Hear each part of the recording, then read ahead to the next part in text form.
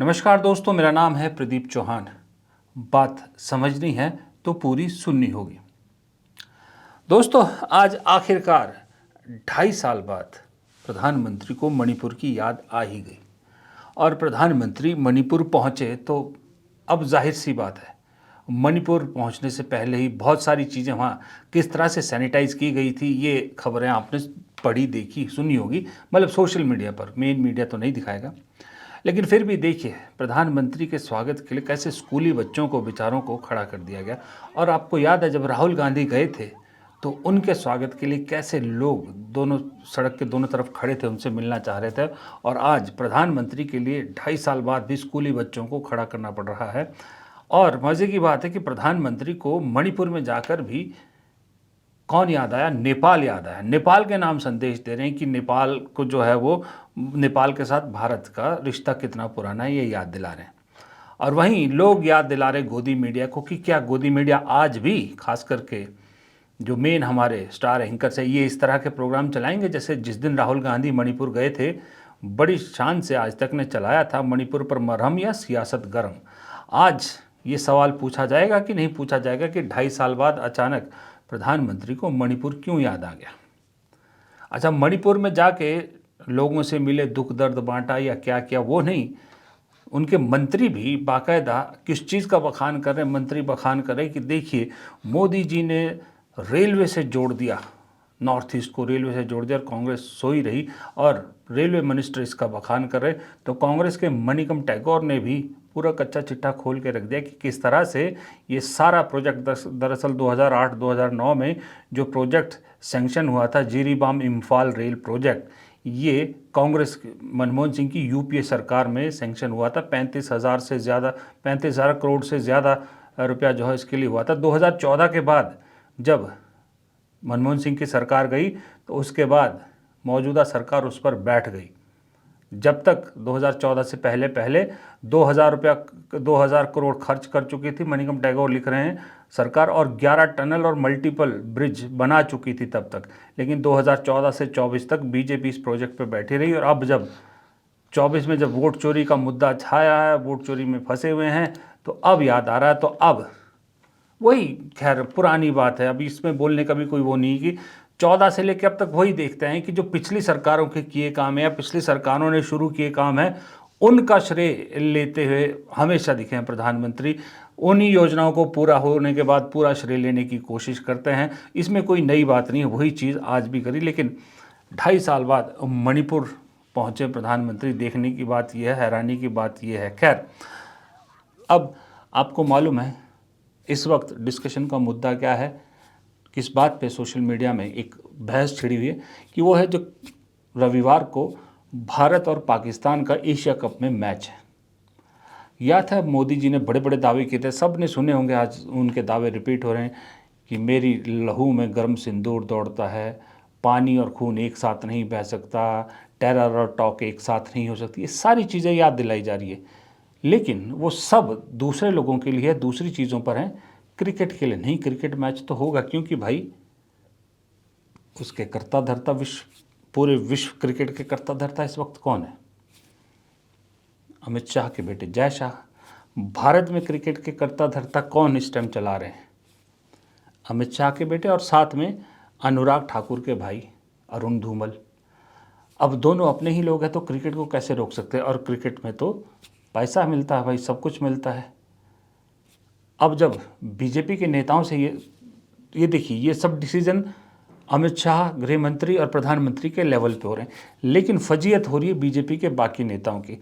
BJP और संघ से जुड़े लोगों से जब ये सवाल पूछा जाता है तो देखिए क्या अजीब सा आंसर उनका होता है। ये एक, आपको मालूम है, संघ ही है, बहुत संघ के सपोर्टर हैं राकेश सिन्हा, और एक उनके साथ वही संघ सपोर्टर पत्रकार हैं हर्षवर्धन। जब किसी ने ये सवाल पूछा तो कैसे अटपटा गए और क्या अजीब जवाब दिया। नमस्ते सर, मेरा प्रश्न आपसे ये है कि जब ऑपरेशन सिंदूर हुआ था तो काफ़ी हाईलाइट किया था पाकिस्तानी सेलिब्रिटीज़ और उनके क्रिकेटर्स ने इंडिया के बारे में काफ़ी चीज़ें बोली थी। तब ये स्टेटमेंट काफ़ी बोली गई थी कि खून और पानी एक साथ नहीं बह सकता, खून और खेल एक साथ नहीं हो सकता। तो अब 14 को क्रिकेट मैच क्यों खेला जा रहा है पाकिस्तान के साथ? क्यों हमारे क्रिकेटर्स उनके साथ हाथ मिला।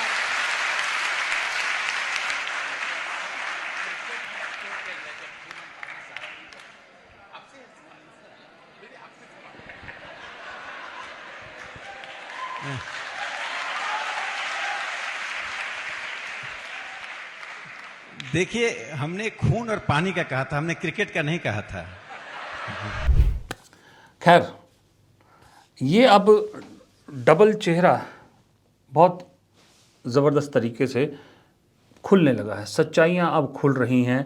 अब मैं क्या बोलूँ, अब तो ऐसी ऐसी चीज़ें खुल रही हैं बीजेपी के बारे में जो अब हैरान होता है। कई बार मैं खुद हैरान होता हूँ कि क्या ऐसा भी हो सकता है? क्या बीजेपी ने हर चीज़ को ऐसे ले लिया था, अपनी बपौती टाइप समझ लिया था? हर चीज़ को ऐसे ट्रीट किया जा रहा था कि ये तो हमारी है, हम इससे अलावा कोई कर नहीं सकता इसको। अब आपने, मैं जिक्र नहीं करना चाहता था लेकिन रेफरेंस के तौर पे कर रहा हूँ, कल आपने देखा होगा एक वीडियो काफ़ी वायरल हुआ जहाँ पर बीजेपी के सो कॉल्ड पत्रकार प्रवक्ता बिना पैंट पहने बताओ एक डिबेट में दिखे। तो ऐसी चीज़ें, अजीब सी बातें कि हनुमान जी पहले अंतरिक्ष यात्री थे, ये सब ऐसा लगता है जैसे वो मान के चलने कि ये देश हमारी बपौती है, हम जो कहेंगे वही होगा, वही सबको मानना पड़ेगा। प्रधानमंत्री अगर ये सब कहें तो ठीक है, ऐसा करें तो फिर भी समझ में आता है, गृह मंत्री करें समझ में आता है। ये तो बीजेपी का हर छुटभैया नेता ऐसा करने लग गया है।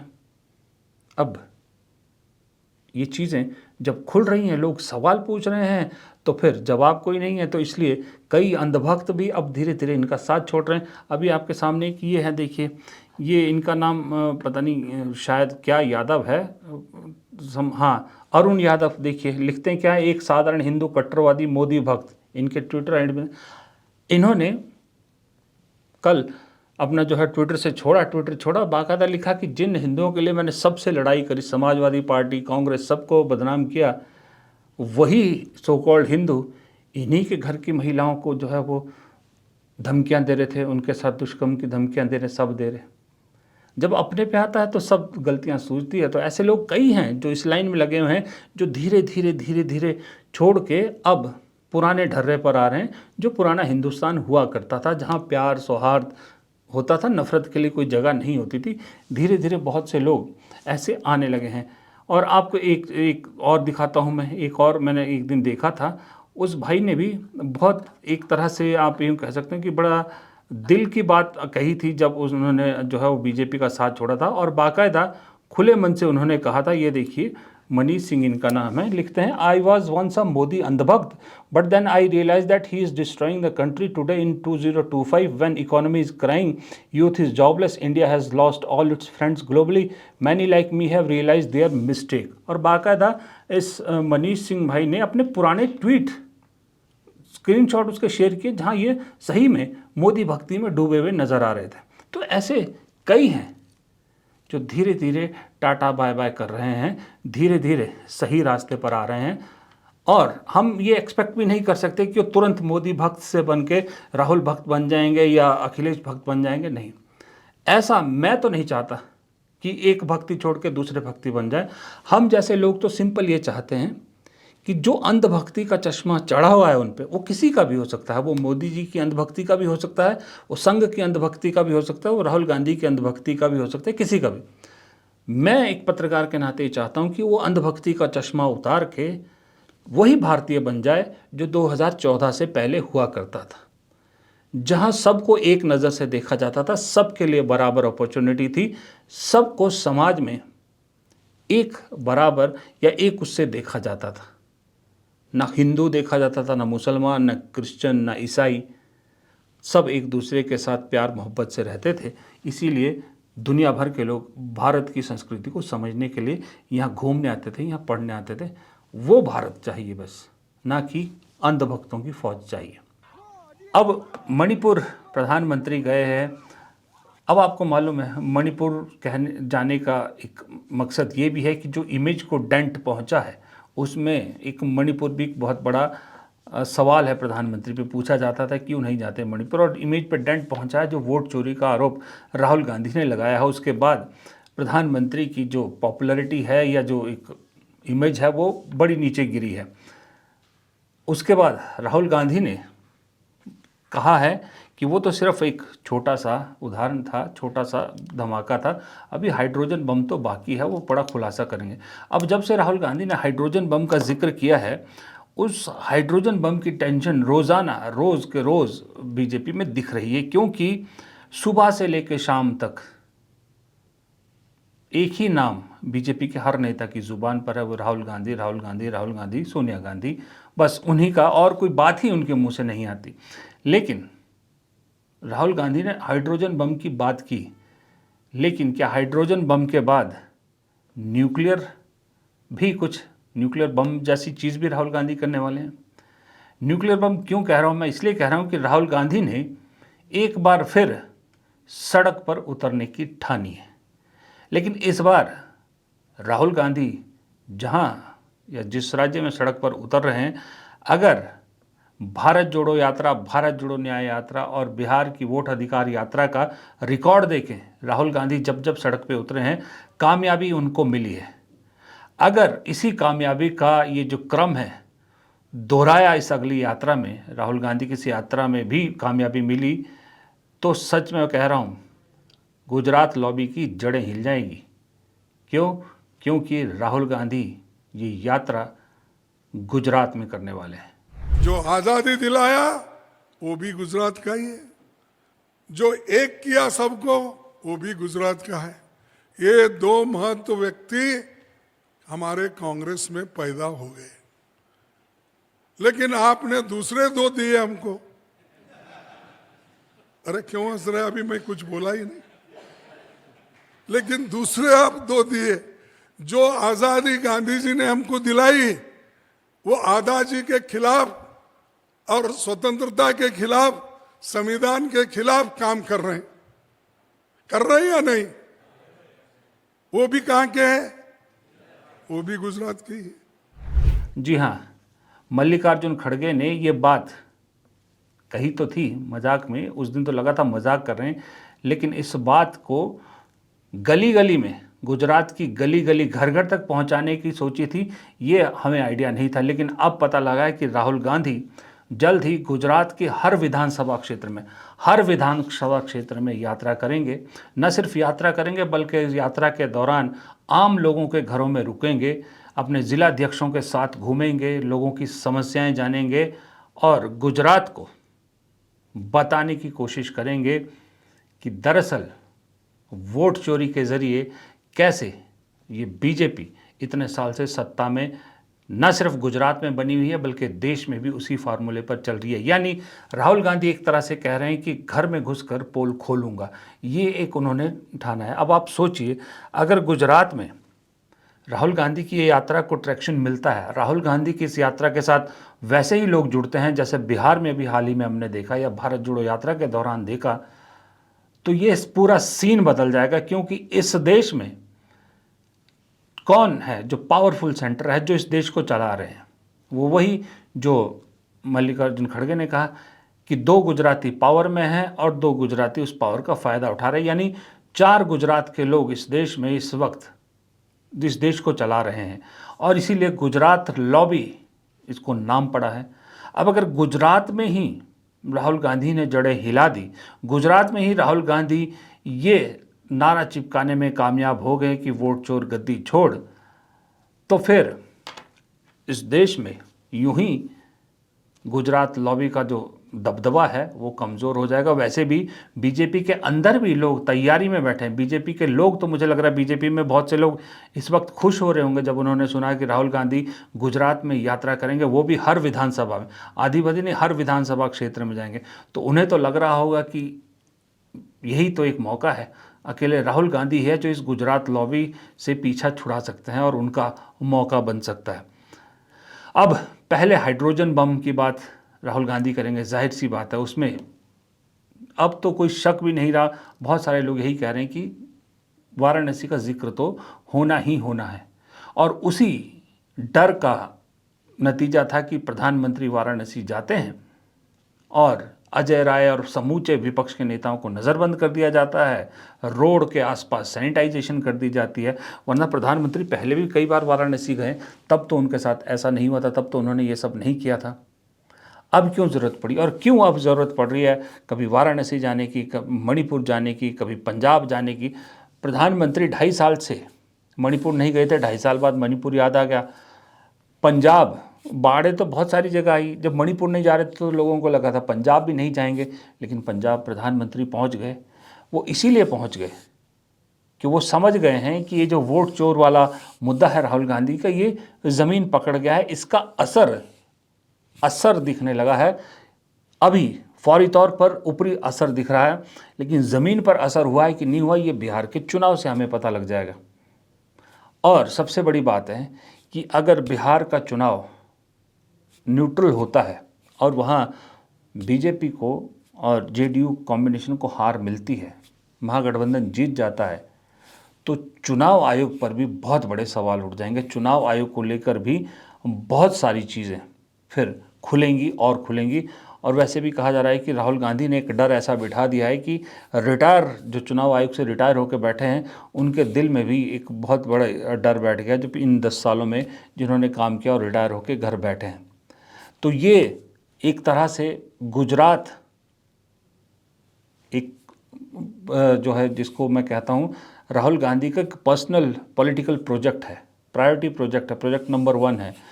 गुजरात को लेकर मुझे लगता है जैसे मोदी जी जब सत्ता में आए थे तो उन्होंने ठाना था कि इस देश को कांग्रेस मुक्त करना है और गांधी नेहरू परिवार को बिल्कुल डिमोनिश कर देना है। उसी तरह से राहुल गांधी ने भी ये बहुत ज़बरदस्त तरीके से ठान लिया है कि इस गुजरात से सबसे पहले मुझे बीजेपी को सत्ता से हटाना है। गुजरात में जो बीजेपी की जड़ें हैं, इन्हें कम करना है। और वो इसलिए भी कि शायद उन्हें 17 में एक उम्मीद दिख गई थी, जब उन्होंने खुद कैंपेन किया था और बहुत नज़दीकी जो है वो जीत के नज़दीक पहुंच गए थे, बहुत कम जो है वो कसर रह गई थी। तो उसी उम्मीद को अगर दोबारा राहुल गांधी जगा रहे हैं, और अगर सच में गुजरात में अगले विधानसभा चुनाव में शायद 27 में होने हैं, अगर 27 के विधानसभा चुनाव में कहीं कांग्रेस कुछ उलटफेर करने में कामयाब हो जाती है, तो 29 से पहले और कुछ हो ना हो, गुजरात लॉबी का कम से कम इस देश की राजनीति से वर्चस्व कम हो जाएगा। ये पक्की बात है।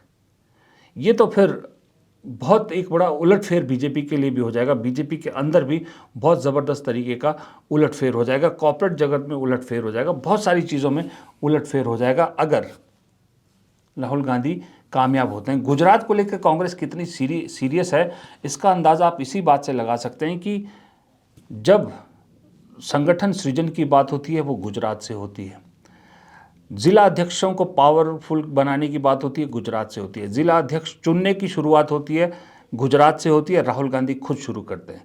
फिर उन जिला अध्यक्षों की ट्रेनिंग का कैंप चलता है, मल्लिकार्जुन खड़गे, केसी वेणुगोपाल पहुंचते, वो आते हैं, अगले दिन राहुल गांधी वहां पहुंच गए। राहुल गांधी भी वहाँ पर जो है वो उनको ट्रेन कर रहे हैं। बाकायदा कहा जा रहा है कि राहुल गांधी के पास एक रिपोर्ट है पूरी, जिसका जिक्र केसी वेणुगोपाल ने अपने भाषण में भी किया था कि जो 40-45 जितने भी जिलाध्यक्ष वहाँ चुने गए हैं, उनकी अब तक की परफॉर्मेंस, पिछले 1-1.5 महीने की परफॉर्मेंस रिपोर्ट राहुल गांधी के पास है कि कौन कितना क्या कर रहा है, किस लेवल का कर रहा है। उसी आधार पर अब छंटनी होगी और उसके बाद अब जिला नहीं, माफ़ कीजिएगा, विधानसभा क्षेत्र लेवल पर राहुल गांधी खुद लोगों के बीच जाना चाहते हैं। एक बात तो तय है, बीजेपी में नेता चाहे कितने ही बड़े हों, राहुल गांधी से किसी भी चीज़ में कोई भी राजनीतिक रूप में मुकाबला कर सकते हैं, आगे भी हो सकते हैं, जो भी है, मैं उसमें डिबेट में नहीं जाना चाहता। लेकिन एक चीज़ में बीजेपी राहुल गांधी का मुकाबला कभी नहीं कर सकती, उनके पास कोई नेता ही नहीं है, वो है ये जो यात्राओं का दौर राहुल गांधी ने शुरू किया है। ये जो पब्लिक कनेक्ट शुरू किया है ना राहुल गांधी ने, ये पब्लिक कनेक्ट उस आयुर्वेदिक दवाई की तरह है जो धीरे धीरे असर तो करती है लेकिन लंबा असर करती है, बीमारी को जड़ से मिटा रही है। राहुल गांधी के लिए ये यात्राएं वो काम कर रही है। एक मुझे ऐसा लगता है जैसे बीजेपी को राहुल गांधी फोबिया हो गया है, सुबह से शाम तक राहुल गांधी राहुल गांधी राहुल गांधी करती रहती है, उसी तरह से राहुल गांधी को ये यात्रा फोबिया हो गया, यात्रा वो हो गया, सॉरी फोबिया नहीं, उसको क्या कहते हैं, यात्रा एडिक्शन हो गया है कि उन्हें लगता है कि वैसे भी फिजिकल फिटनेस के शौकीन राहुल गांधी है ही, फिजिकली सबसे फिट नेता हैं, उन्हें लगता है कि फिटनेस पे काम करने से बेहतर है एक साथ दो काम करता हूँ, यात्रा कर लेता हूँ, फिटनेस की फिटनेस हो जाती है, यात्रा की यात्रा हो जाती है, पब्लिक से कनेक्ट हो जाता है, उनके मुद्दे जानने को मिलते हैं। तो ये नई कांग्रेस की नए राहुल गांधी है। जिन राहुल गांधी को युवराज कह के धिक्कारा जाता था, जिन राहुल गांधी को पप्पू कह के मजाक उड़ाया जाता था, आज उसी युवराज पप्पू के हर कदम पर पैनी नज़र रखी जाती है। वो देश में हो तो भी, देश से बाहर हो तो भी उन पे हर जगह नज़र रखी जाती है। ऐसा खौफ एक लीडर ऑफ अपोजिशन ने पैदा कर दिया है। सोच सकते हो आप, एक लीडर ऑफ अपोजिशन का खौफ उस सरकार पे पैदा हो गया, जो सरकार यूं एक इमेज बना रखी थी कि आगे देश तो छोड़े, दुनिया में कोई उनके आगे नहीं टिकता। वहाँ ऐसा खौफ हो गया कि एलओपी की हर चीज़ पर नज़र रखी जाती है। हाँ, एक चीज़ है, वो है अपनी बातों से पीछे हटना, अपनी बातों से मुकरना। ये भी एक आज की डेट में कॉमन बात हो गई। आपसे गुजारिश है, अगर आप मेरी इन बातों से सहमत हैं तो वीडियो को लाइक करना मत भूलिएगा। वीडियो को लाइक ज़रूर कीजिएगा ताकि ये बातें और लोगों तक भी पहुँचे ना। ये जो मनीष सिंह या अरुण यादव जैसे लोग हैं, उनकी और आंखें खुलें। वीडियो को लाइक कीजिएगा, शेयर कीजिएगा, कमेंट बॉक्स में अपनी राय ज़रूर दीजिएगा। और अगर आपने चैनल को अब तक सब्सक्राइब नहीं किया है ना, तो फिर प्लीज़ चैनल को सब्सक्राइब कर लीजिए, आपकी बड़ी मेहरबानी होगी। नमस्कार।